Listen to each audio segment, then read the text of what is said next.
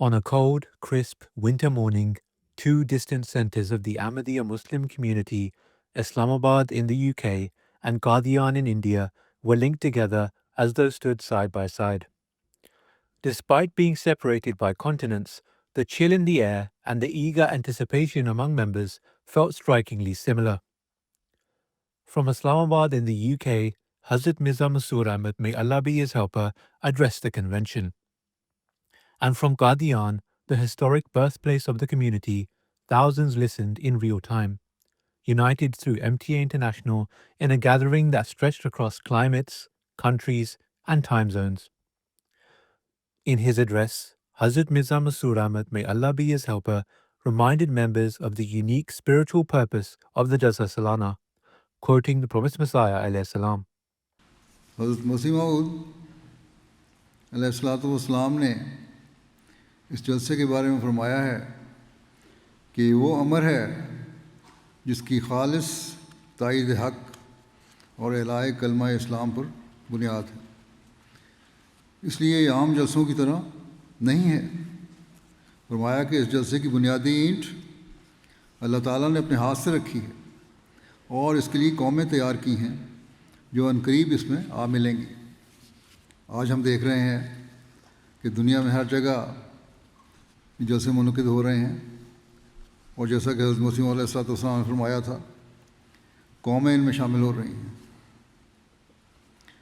قادیان کی وہ بستی جسے کوئی جانتا نہ تھا، آج سے جلسے میں مختلف ممالک کے لوگ اور قومیں شامل ہیں۔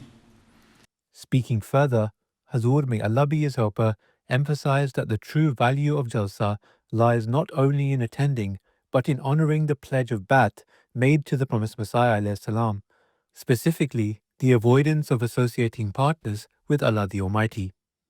ہر وہ شخص فائدہ اٹھائے گا جو حضرت مسیح علیہ السلام سے کیے ہوئے اپنے عہد بیعت پر قائم ہوگا۔ جو لوگ اپنی روحانی اور اخلاقی بہتری اور ترقی کی طرف توجہ نہیں دیتے، وہ اس کی برکات سے فائدہ نہیں اٹھا سکتے۔ اس عہد کی سچے دل سے جگالی کرتے رہنا، اس کو دہراتے رہنا ہر احمدی کا فرض ہے۔ عہد بیعت میں حضرت مسیح علیہ السلام نے بہت سی شرائط رکھی ہیں۔ سب سے پہلے آپ نے یہی فرمایا کہ جو میری بیعت میں شامل ہوتا ہے، اس کے لیے بنیادی چیز یہ ہے کہ وہ کبھی شرک نہیں کرے گا یہاں تک کہ اسے موت آ جائے۔ اور شرک کیا ہے؟ لوگ سمجھتے ہیں کہ ہم نے تو کبھی کسی بت کو نہیں پوجا، ہم نے کسی کے آگے سجدہ نہیں کیا، اس لیے ہم مشرک نہیں ہیں۔ لیکن حضرت مسیح موعود علیہ السلام نے اس کی جو تعریف فرمائی ہے وہ ہمیں ہمیشہ اپنے سامنے رکھنی چاہیے۔ آپ نے فرمایا توحید صرف اس بات کا نام نہیں کہ منہ سے لا الہ الا اللہ کہیں اور دل میں ہزاروں بت جمع ہوں، بلکہ جو شخص اپنے کسی کام اور مکر اور فریب اور تدبیر کو خدا کی سی عظمت دیتا ہے، یا کسی انسان پر بھروسہ کرتا ہے، یا اپنے نفس کو وہ عظمت دیتا ہے جو خدا تعالیٰ کو دینی چاہیے، ان سب صورتوں میں وہ خدا تعالیٰ کے نزدیک بت پرست ہے۔ Hazur, may Allah be his helper, went on to speak on the importance of one's prayers, reminding members to observe the 5 daily prayers with humility and submissiveness. پھر آپ نے یہ بھی فرمایا کہ اگر میرے ساتھ عہد بیعت باندھا ہے تو 5 وقت کی نمازیں اللہ اور اس کے رسول کے حکم کے مطابق ادا کرنی اور تہجد پڑھنے کی بھی کوشش کرنی ہے۔ پھر نبی کریم صلی اللہ علیہ وسلم پر درود بھیجو، اپنے گناہوں کی معافی مانگتے رہو اور استغفار میں باقاعدگی اختیار کرو، اللہ تعالیٰ کے احسانوں کو دل سے یاد کرو اور اس کی حمد کو اپنا ہر روزہ ورد بنا لو۔ لوگ پوچھتے ہیں کہ اللہ تعالیٰ کے قریب کس طرح ہوا جاتا ہے؟ تو اللہ تعالیٰ کے قریب اسی طرح ہوا جاتا ہے جس طرح آپ نے فرمایا، اور ہم سے یہ عہد لیا ہے کہ مجھ سے بیعت کرنے والا یہ عہد کرے کہ وہ اللہ تعالیٰ کے احسانوں کو یاد کرے گا اور اس کی حمد کرے گا۔ جب تم اس کی حمد کرو گے اور اس کے احسانوں کو یاد کرو گے تو اللہ تعالیٰ کا قرب خود بخود حاصل ہوتا چلا جائے گا. Towards the end of his address, Hazrat Mirza Masroor Ahmad, may Allah be his helper, stressed the need for practical action and not just mere empty words or rhetoric.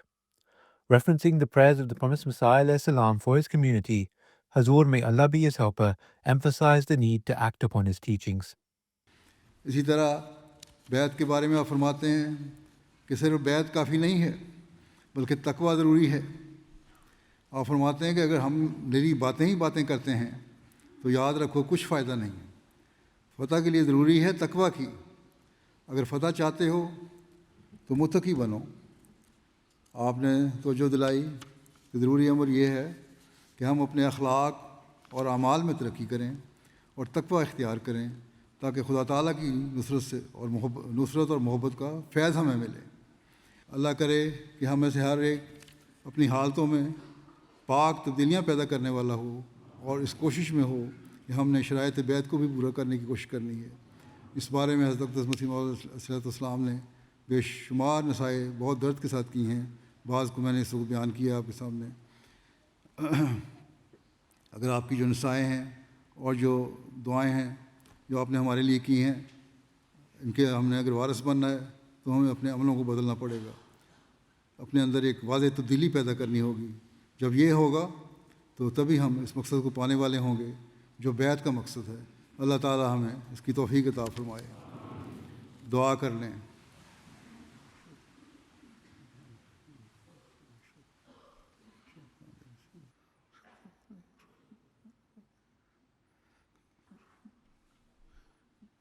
آمین.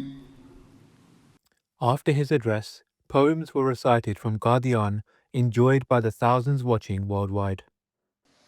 حمد و ثنا اسی کو جو ذات جاویدانی، ہم سر نہیں ہے اس کا کوئی نہ کوئی ثانی.